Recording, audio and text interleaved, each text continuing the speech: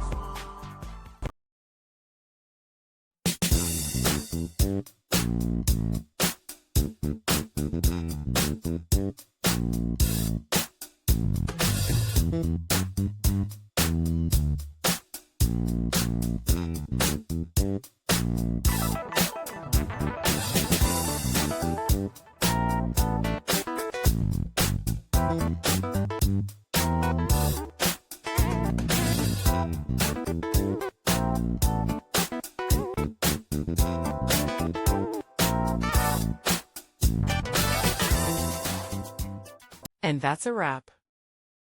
I hope you found the answer you were looking for.